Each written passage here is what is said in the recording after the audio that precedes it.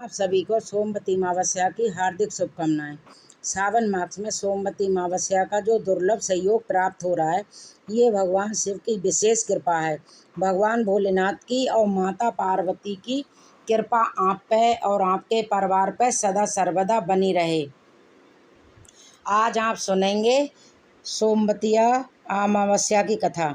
सोमवार को जो अमावस्या आती है उसे सोमवती अमावस्या कहा जाता है। इस बार सोमवती अमावस्या 17 जुलाई 2023 को सोमवार के दिन सावन मास की अमावस्या सोमवती अमावस्या है। सोमवती अमावस्या के दिन सुहागिन महिलाएं व्रत धारण करती हैं और पीपल की पूजा करती हैं। पीपल की परिक्रमा की जाती है। इसके साथ ही तुलसी की पूजा और परिक्रमा की जाती है। पीपल और तुलसी में जल अर्पित करना चाहिए और धूप दीप नैवेद्य से तुलसी की पूजा की जाती है। चावल, चंदन, सिंदूर, फूल, प्रसाद, वस्त्र, दक्षिणा, मूली और रोली सभी चीज़ें तुलसी और पीपल में अर्पित की जाती हैं। 108 की संख्या में फल, सब्जियां, मिठाई भी कोई भी वस्तु लेकर पीपल और तुलसी को अर्पित करके इसी के साथ 108 बार परिक्रमा की जाती है। 13 चीज़ें सोमवती अमावस्या को ब्राह्मणों को दान दी जाती हैं। इस प्रकार विधि विधान से सोमवती अमावस्या की पीपल की पूजा करने के बाद सोमवती अमावस्या की कहानी सुनी जाती है। सोमवती अमावस्या की पूजा करने से अखंड सौभाग्य की प्राप्ति होती है। संतान प्राप्ति आ रही बाधाएं दूर होती हैं। पति पत्नी के रिश्ते मधुर होते हैं और पति पत्नी के बीच कोई भी परेशानी हो, दाम्पत्य जीवन में परेशानी हो तो वो तुरंत समाप्त होती है। सुख समृद्धि की वृद्धि होती है। आज के दिन अगर आप सोमवती अमावस्या की कथा मात्र भी सुनते हैं तो इतने मात्र से भी अखंड सौभाग्य की प्राप्ति होती है। हर प्रकार की कामना पूरी होती है। तो सबसे पहले भगवान भोलेनाथ और माता पार्वती को ध्यान करके इस पावन कथा का ध्यान करते हैं। सोमवती कथा पौराणिक। एक साहूकार के 7 बेटे थे, 7 बहू और 1 बेटी थी। साहूकार के घर एक जोगी भिक्षा मांगने आता था। जोगी को साहूकार की बहू भिक्षा देती तो वो ले लेता था, लेकिन जब बेटी देती तो वो भिक्षा नहीं लेता था और कहता था कि बेटी सुहागन तो है पर उसके बाद दुहाग लिखा है। जोगी की ये बातें सुनकर बेटी को चिंता होने लगी और उसका शरीर भी कमज़ोर होने लगा। एक दिन उसकी माँ ने पूछा कि बेटी तुम इतने दिनों से इतनी कमज़ोर क्यों दिखाई देती है। तब उसने बताया कि माँ, एक जोगी भिक्षा लेने आता है जो कहता है कि बेटी है तो सुहागिन, लेकिन इसके नसीब में दुहाग लिखा है, अति दुख लिखा है। ये बात सुनकर उसकी माँ ने कहा कि कल मैं सुनूंगी। अगले दिन जब जोगी भिक्षा लेने आया तो उसकी माँ छुप के बैठ गई। जब बेटी भिक्षा देने लगी तो जोगी ने वही बात फिर से कही। इतनी बात सुनकर उसकी माँ बाहर निकल के आई और बोली, एक तो हम तुम्हें भिक्षा देते हैं और तू ऊपर से हमें गाली देता है। तब जोगी बोला कि मैं गाली नहीं देता, जो मैं कहता हूँ सच कहता हूँ। इसके भाग में यही लिखा है वही मैं कहता हूँ। माँ ने जोगी से कहा, तुम्हें ये पता है कि इसके भाग में दुभाग लिखा है, तो ये भी बता दो कैसे दूर होगा। तब जोगी बोला कि 7 समुंदर पार एक सोना धोबन रहती है जो सोमवती अमावस्या का व्रत करती है। अगर वह आके अपना फल दे दे तो इसका निवारण हो सकता है, नहीं तो विवाह होते ही इसके पति को सर्प डस लेगा। ये बात सुनकर माँ बहुत रोने लगी और सोना धोबन की तलाश में जाने लगी। चलते चलते रास्ते में तेज धूप पड़ने लगी तो साहूकारनी एक पीपल के पेड़ के नीचे बैठ गई। उस पीपल के पेड़ के नीचे गरब पक्षी का घोंसला था जिसमें गरब का छोटा सा बच्चा रहता था। साहूकारनी को घोंसले के पास एक सर्प अर्थात सांप जाता दिखाई दिया तो उसने उस बच्चे को बचाने के लिए सांप को मार के ढाल के नीचे रख दिया। जब गरुड़ पंखनी आए तो घोंसले के पास खून देख कर क्रोधित हो उठे और साहूकारनी को चोंच मारने लगे। तब साहूकारनी बोली कि मैंने तो तुम्हारे बच्चे की जान बचाई है, सर्प तुम्हारे बच्चे को डसने वाला था, मैंने इसे मार के गिरा दिया। गरुड़ ने सर्प की ओर देख कर कहा कि तुमने हमारे बच्चे की जान बचाई, अब तुम्हें जो मांगना है मांगो। तो साहूकारनी बोली, मुझे 7 समुंदर पार सोना धोबिन के घर छोड़ के आओ। गरुड़ ने साहूकार को अपनी पीठ पर बिठाकर 7 समुंदर पार सोना धोबिन के घर छोड़ दिया। वहाँ जाकर साहूकारनी ने सोचा कि सोना धोबिन को कैसे राजी किया जाए। सोना धोबिन के 7 बेटे और बहू थी।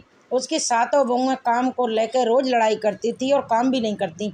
रात को जब सो जाते तो साहूकारनी सोना धोबिन के घर जाती और घर का सारा काम करती।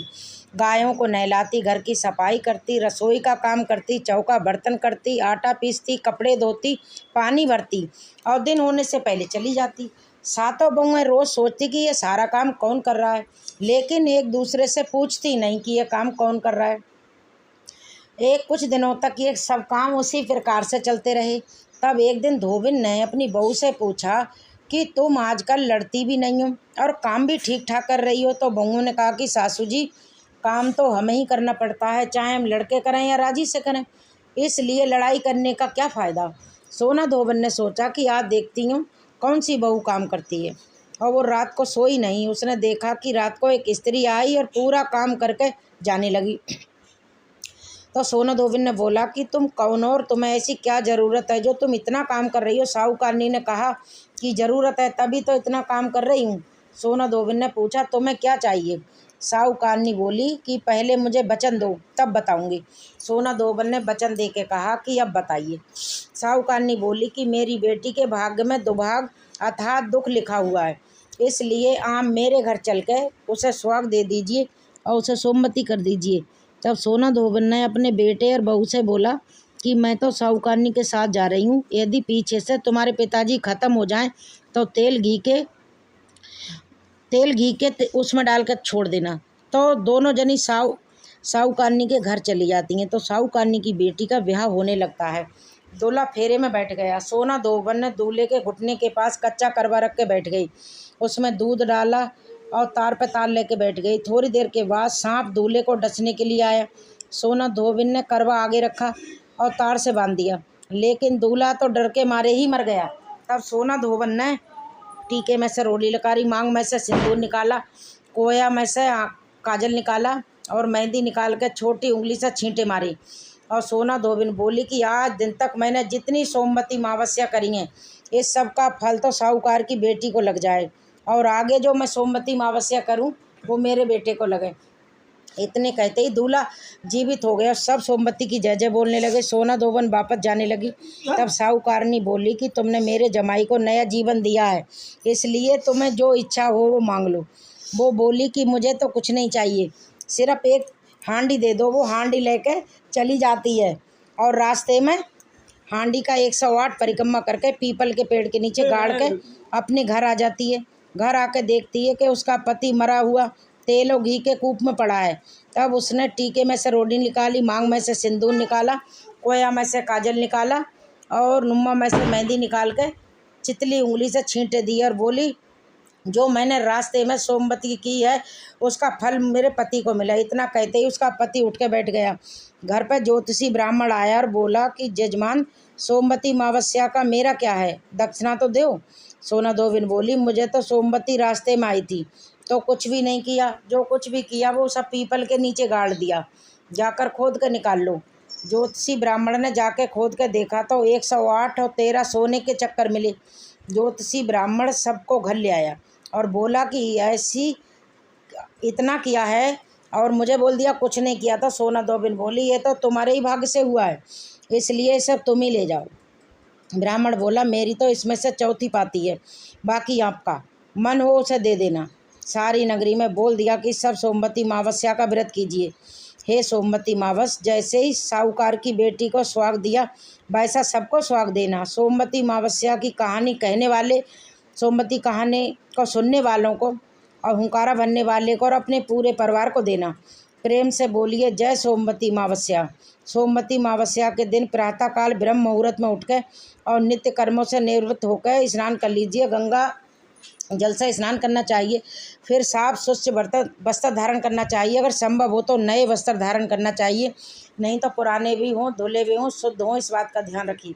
सुहागिन महिलाएं आज के दिन रंगीन वस्त्र धारण करके 16 श्रृंगार करके पीपल की पूजा करती हैं। तो पैरों में मावर, हाथों में मेहंदी, चूड़ियाँ, सिंदूर, बिंदी, कजरा, जो भी आपसे हो सके उस प्रकार से श्रृंगार करके पीपल की पूजा करने के लिए सभी सामग्री एकत्रित कर लीजिए। और घर के आसपास जहाँ भी पीपल का वृक्ष है वहाँ जाकर पीपल की विधि विधान से पूजा करिए। एक पात्र में थोड़ा गंगा जल डाल के उसमें थोड़ा कच्चा दूध डाल दीजिए, फिर जल से इस पात्र को भर दीजिए, थोड़ा शक्कर और फिर शहद डाल के जल को मीठा कर दीजिए। उसी में आपको पुष्प डालने हैं, थोड़े चावल के दाने डालने हैं और इसी जल को पीपल के वृक्ष में अर्पित कीजिए।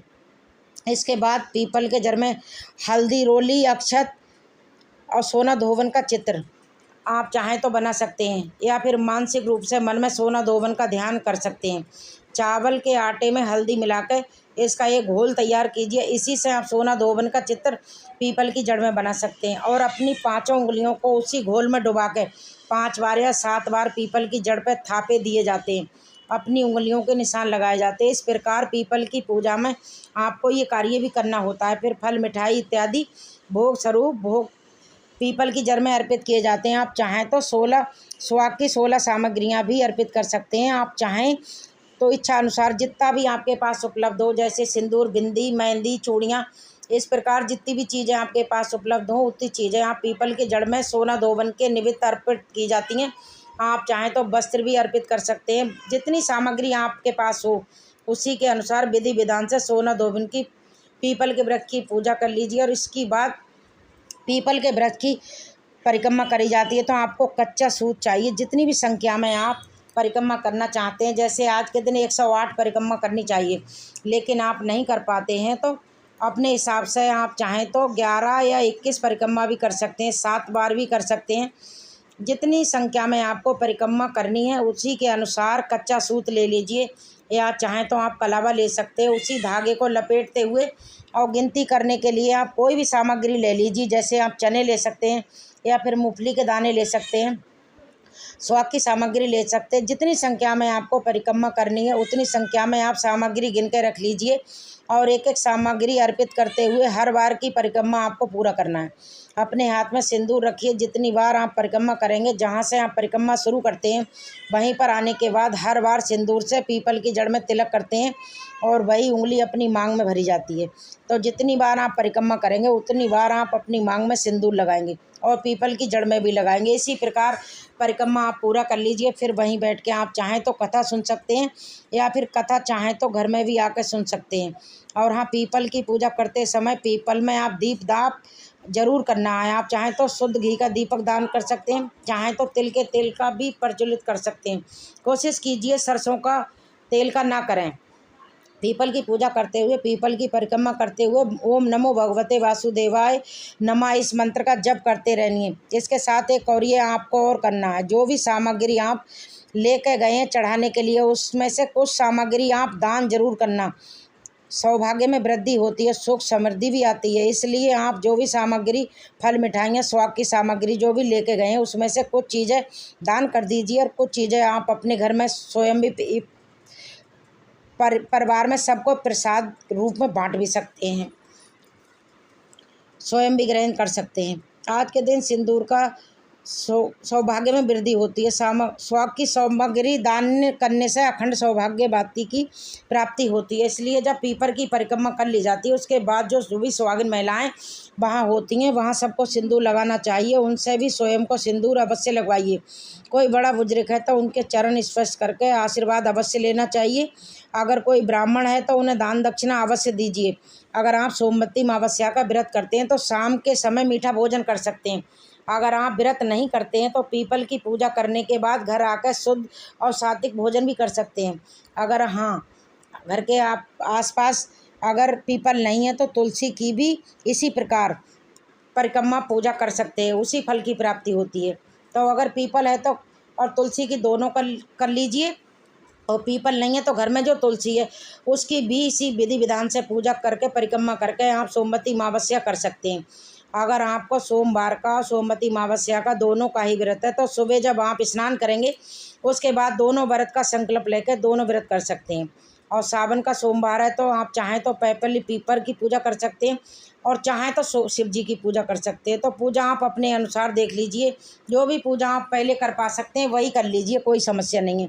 तो आज की वीडियो ये है कि उम्मीद करते हैं आपको अच्छी लगी होगी। अच्छी लगे तो लाइक करिए, शेयर करिए और इसी तरह की वीडियो आपको सही समय पर प्राप्त होती रहेंगी। प्रतिदिन की शिव पुराण की कथाएं आप अवश्य सुनो। मेरे वीडियो पे हर दिन शिव पुराण की कथाएं ज़रूर मिलेंगी आपको।